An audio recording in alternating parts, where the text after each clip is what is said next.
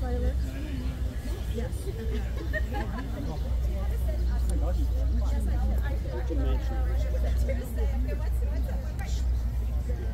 don't know if there's still business.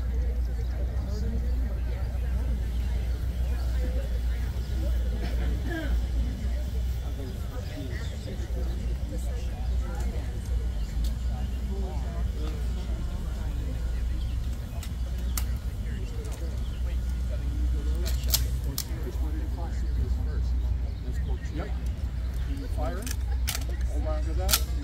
For us it does because we're already used to that. Now, one of the big myths you'll see about Gettysburg is that General Buford and his men were able to hold off the entire Confederate Army on the 1st day of July because they were armed with brand new 7-shot Spencer repeating carbines. I can tell you exactly how many Spencer repeating carbines were here at the Battle of Gettysburg. 0. The reason I know that is they didn't start manufacturing this until October 1853, which makes it very hard to do. That's one of the big myths. Everybody got They did have some rifle versions of this out here. There were several companies in the 7th Cavalry. Like the bullet kind of thing. He was a last in his class in West Point. I'll never do well. Yeah, George Custer. He was out of East Cavalry Field on the 3rd day of July, and his men were dismounted behind the fence. The Confederates were also dismounted, were coming across the field at him, and we had people getting wounded and dying. Give a volley. So they fired a volley off at him. They said they could clearly hear the Confederate officer on the other side yell, "Charge them now, boys, before they can reload," because they'd never seen the Spencer before. The South seceded. Took a little bit less time. 18 of them went to the South. So after about the 3rd or 4th volley, they said the only Confederates still on their feet were running away a lot faster than they charging towards them when things started. All of the Federal Army. What was bad is even if they captured this thing, and they captured about 2,000 during the war, they didn't have any way to get the ammunition for it. Rather than so they'd say, "You're the best shot, you get the Spencer," and after a week you say, "I want my old rifle back." There's one inside the children's museum, but I don't know if that's They put it in a warehouse kind of rich. Well, Grandma's in there, so hopefully we'll run back. Okay, I'll be now, how many have heard the story about the Spencer? Christian Spencer developed this thing, so this is probably the best rifle in the world, bar none. It's going to shorten the war. It's going to save lives. Takes it to the Army, gives it to the head of the Army Ordnance Department, a guy by the name of James Wolfe Ripley. Ripley was a 1814 graduate from West Point. He was a War of 1812 veteran. He was everything you can imagine for a pre-Civil War general. He was old-fashioned, he was hidebound, he was a stick in the mud, he was a curmudgeon. He also hated breech loaders with passion. When they showed him the sharps to begin with, he said, "Are you kidding me? They'll shoot too fast, they'll waste ammunition, they'll need ox carts to carry it around. We need to give them muzzle loaders to close down their rate of fire so they'll have to aim what they shoot at." You can imagine what he thought when Spencer came up and showed him this thing. He said, "Are you kidding me? It fires strange ammunition, it costs too much, it weighs too much. Go away, you silly man, with your silly rifle." So put yourself in Spencer's place. You know you have a weapon that's going to change the war, save lives. The Army just turns you down. What do? And don't say you're going to sell it to Confederates. That's not really not. Believe it or not, what he did is he went back and said, "Guys, I want you to make me a presentation model of this. Make it as nice as you can." Took it down to Washington, D.C., goes up in the front door of the White House, bangs on the front door, says, "Hi, my name's Christian Spencer. I just developed this fantastic rifle. I'd like to show it to the president. Is he busy?" Now, you can just imagine what would happen if you went today and said, "I have this new assault rifle I just made. Is the president busy? Can I show it to him?" But remember, things are a lot different back then. It's not even the White House. It's the executive mansion. It belongs to us. We just let the president live there. And it wasn't uncommon for folks basically to hang out in the White House in stairwells, waiting for the president to come by to ask him for a job, show him some stuff, show him inventions. He was really big on inventions, believe it or not. He was the only president to have his own patent. And he's from Kentucky and Southern Illinois. To him, shooting was relaxation. So instead of throwing Spencer out, he went, "I think he's free at lunch." So Lincoln, his secretary, and Spencer went down to the Potomac. He said, "Sir, this is a presentation model for you. Let me show you how it works." And he had some hand-carved wooden bullets that he showed the president how it worked.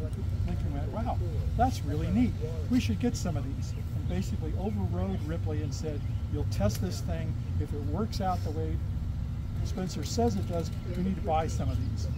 But it did weigh a lot, and it was kind of expensive, so to cut down cost and weight, they said we'll make carbine versions for the cavalry to carry.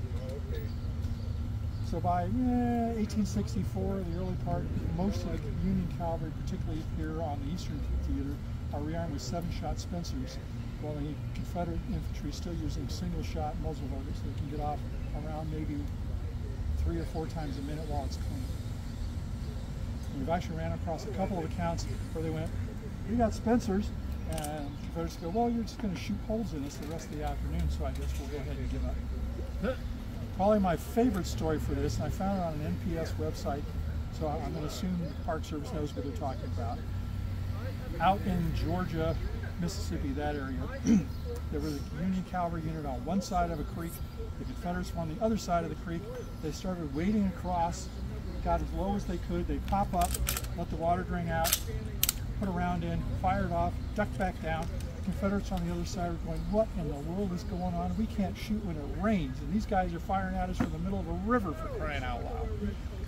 So it really did sort of change things. And like you said, this is really the gun that the Confederates were talking about when they said it's that darn Yankee gun you load on Sunday and shoot all the rest of the week. But it was just so fast at putting out rounds. It would do probably about 21 rounds or so a minute with one of these things.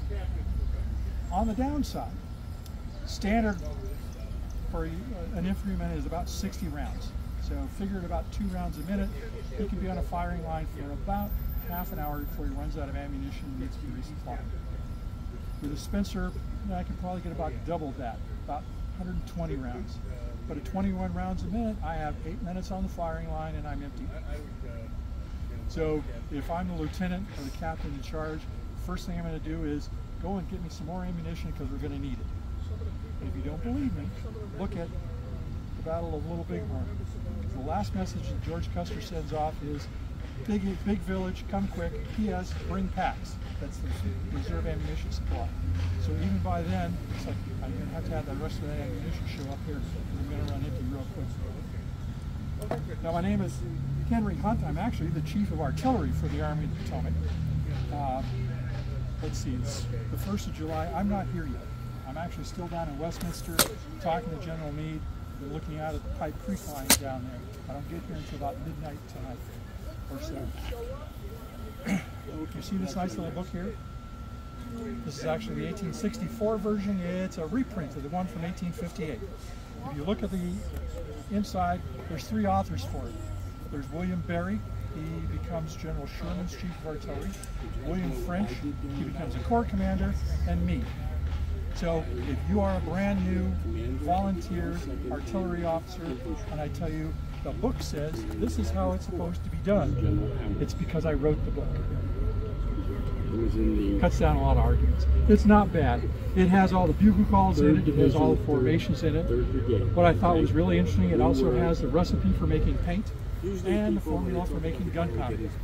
I don't advise letting kids do either one in Mom's kitchen. She probably would not appreciate it. Turns out, believe it or not, there is a difference between rifle gunpowder and artillery gunpowder. There was a guy in charge. Artillery gunpowder is usually bigger. It has a slightly different formula than gunpowder does. Those charts down there are inside of the ammunition box, so the gunner's going to call out range and what kind of round he wants to use. The guy behind that's going to look at that chart so he knows where to cut the fuse for how many seconds and what kind of round to pull out. So there's 3 main kinds of guns you're going to see out there on the battlefield. 2 of them are black, and 1 is green.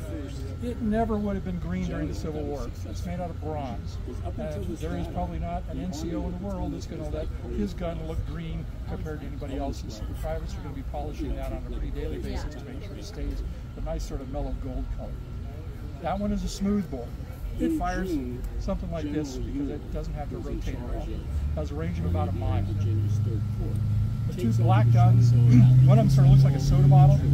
That one's made out of wrought iron. It's a 3-inch ordnance rifle. It fires one of these. Believe it or not, they're rehabilitating Little Round Top right now. When they were doing that, the archaeologists were going through with a metal detector and found one that looks just like this, about 2 feet underground. It had been there since July 2nd, 1863. It was still live. They washed it off, took some pictures of it, gave it to EOD, said go blow this up and keep the pieces for it. So they still have the pieces, but they had to blow it around it. Wow. But that's why the other gun you'll see out there sort of looks like it has a blanket wrapped around the back end. Yeah. That one is a 10-pound Parrot. It's made out of cast iron. That blanket-like thing is actually a reinforcing wrought iron band. Anybody ever do any camping with cast iron? Have you ever dropped it on a rock accidentally? Bronze and wrought iron, if you over-pressurize the barrel, it will split open and vent. It just sort of tears open and all the gas and stuff comes flying out. Cast iron shatters. So it will blow up when it does that and throw big chunks of cast iron in all directions, which is really bad if you happen to be the artillery crew standing on either side of it when it does that. If you go out on Baltimore Pike just past where the cemetery is, you'll see 4 cannons. Those represent the Union 20-pound Parrots that we had. During the battle, one of those actually did blow up, killed, I think it was 5 or 6 guys that were manning. So it's not a very, I don't like them at all. They do have one thing on their side, they're cheap, which is why the Army bought them. Probably the thing that most upsets me, my wife has asked me about this, the 3-inch gun fires a 10-pound shell. The 10-pound Parrot fires a 2.9-inch shell. So if you accidentally put a 3-inch round into a 2.9-inch barrel, bad things are going to happen. After you make it a round or two off, but sooner or later it's going to stick. My wife asked me, dear, that seems kind of silly. Why in the world would you have one 3-inch and one 2.9-inch? And both of them fire 10 pounds. My response was, it beats the heck out of me, dear. I'm really fired. The Ordnance Department is the group that buys the sort of thing. You have to ask them. We still have a lot of 2.9-inch guns out here. They're easy to spot because the barrel at the end has a flare to it. It comes out straight. That's ones after 1864, because then they got really crazy and said, we'll make a 3-inch 10-pounder in addition to a 2.9-inch 10-pounder. So you have to be very careful when you're getting ammunition to figure out, I only get this kind and not that kind. With one exception in the Army of the Potomac, every other battery I make sure is the same. They're either all 12-pounders, they're all 10-pounders, they're all 3-inch. My Confederate counterparts did it just the opposite. They'll have one section of 2 guns that's one kind, one section of 2 guns that's another kind. I can't imagine the logistic problems that they run into trying to figure out what kind of rounds I get for which section in this battery as opposed to some other battery, because you have to be careful because you can't get those 3 inches and the 2.9ers mixed up together. And they have several batteries that are a combination. The rifle guns have a range of about 2 miles. Mind you, it takes 17 seconds for it to get out that 2 miles. So when you fire, you have to take into account what's going to go out there. Believe it or not, it also, if you're a good gunner, you take care of the fact that it's spinning, so it's going to do sort of, I'm exaggerating, but it'll do that going out because it has a torque off to one side, which way it spins when you go out. So you have to sort of make adjustments for that. The Union gunners were exceptional. I trained all of them. We had a separate school to train folks how to do this, so they were very, very good. The Confederates complained that unless you startle the gunner on that 3-inch, more often than not, you can open with a pistol barrel at a mile. Figured a mile range, you could hit something that way.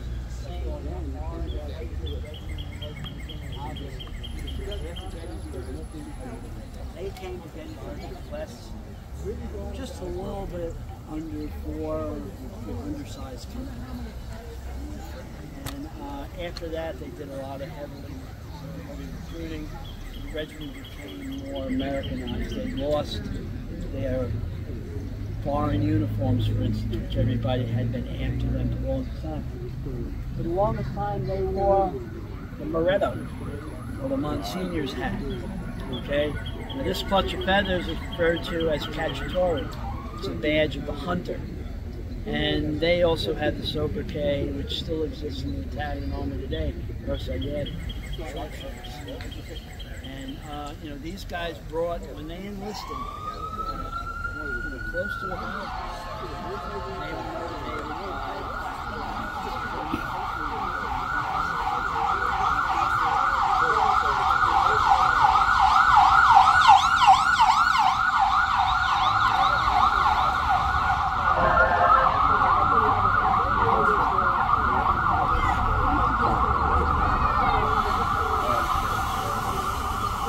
we give what's called a candlelight talk, and we talk about the battle, because all of us were participants there. So, unfortunately, we'll miss it. Another thing, we are officers for the union. There's a local group of historians, a very small group. Most of us have a background in education or the military. All of us here, a lot of us are retired teachers. I was a teacher for 12 years. And, we have an interest in history. And we present in the first person and third person. So what I'm supposed to do is, if I speak in the third person, I should think like that. I can speak in the third person as a historian. But if I'm going to speak as General Humphreys, I need to put my hat on. Okay, now I can help. So what I was going to do is get you through the lines so that you don't get captured by any Confederates, or that you get Union protection. So if you would be good enough to give me your name, let me start this out with today. This is actually, we are beyond Gettysburg. Remember I said I became Chief of Staff on the 8th of July, after the Battle of Gettysburg. So today is the 9th of July.